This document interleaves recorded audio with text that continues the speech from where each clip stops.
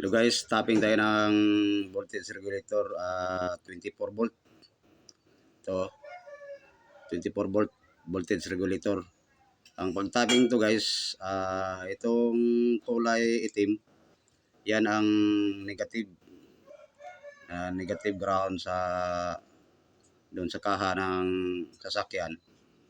Tapos itong tapat sa itim, ito yung kulay puti at saka green. Ito, yan guys ang neutral papuntang alternator. Ito neutral, yung kulay puti at saka kulay green. At saka yung dito sa gitna guys, yung tapping dito sa gitna, yung kulay white.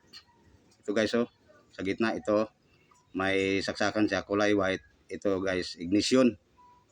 Yan guys, ignition guys. Ito, ignition yan.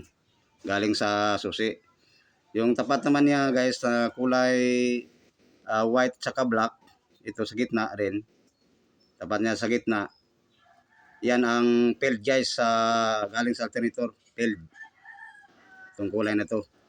Kulay white at saka black. Yan ang field sa gitna. Ito guys, yung sa gilid, itong kulay white at saka pula. Yan ang indicator light papuntang dashboard.